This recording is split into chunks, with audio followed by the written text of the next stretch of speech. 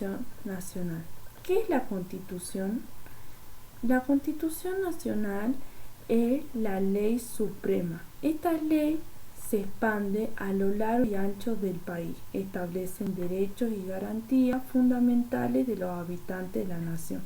¿Cuáles serían los derechos? Derecho a la salud, derecho a la educación, derecho a la vivienda, derecho a la libertad y también la forma de organizar los poderes. Lo que se busca en esta Constitución, la igualdad entre las personas.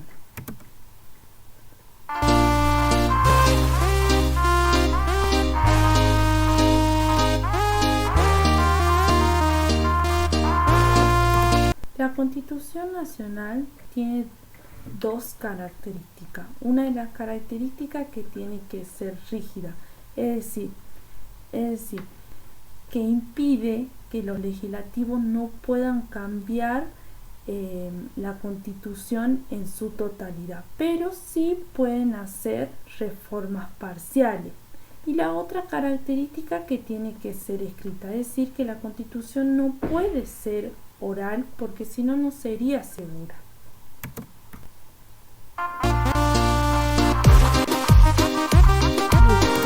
La Constitución sirve ¿para qué? Sirve para regular la organización y el ejercicio de los poderes del Estado, es decir, que nos organiza a todos los ciudadanos y al gobierno de turno, ¿sí?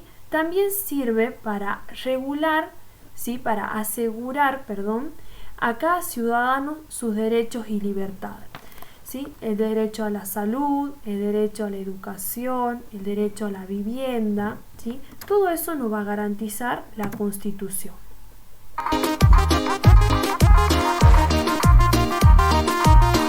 Y ahora vamos a ver lo que es la estructura de la Constitución.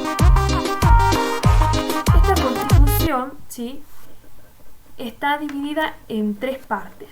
Primero, en lo que es el preámbulo, ¿sí? El preámbulo es la introducción al texto de la Constitución.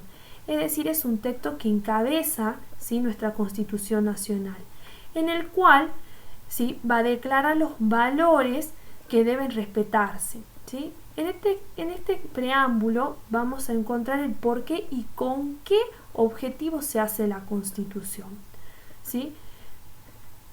A su vez, están en la segunda parte sería lo que es el cuerpo, ¿sí? En el cuerpo encontramos todas las leyes, ¿sí? Este cuerpo se va a dividir en dos partes. Primera parte, la declaración, los derechos y las garantías y los nuevos derechos y garantías. Esta primera parte se extiende del artículo 1 al artículo 43. Y la segunda parte, ¿sí? Del cuerpo encontramos las leyes que menciona cómo se deben desempeñar los poderes, ¿sí?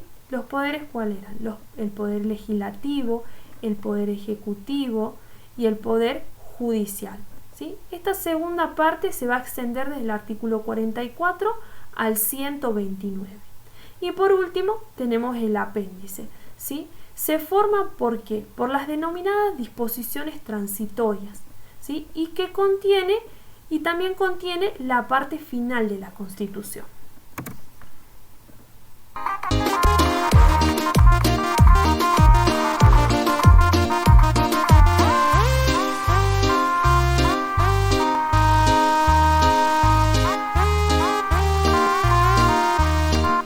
Y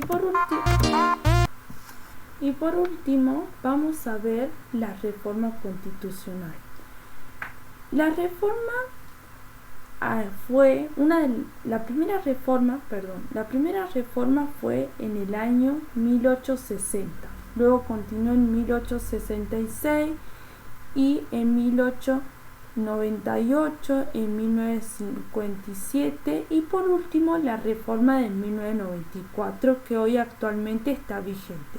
La reforma más importante fue en el año 1957, donde se incorpora en la Constitución el artículo 14 bis, referido a los derechos sociales y a los derechos de los trabajadores. Cuando hablamos de los derechos sociales, por ejemplo, derecho a la educación, derecho a la salud, Y cuando hablamos de los derechos de los trabajadores, por ejemplo, los trabajadores tienen que trabajar 8 horas diarias. Otra reforma muy importante fue la del año 1994.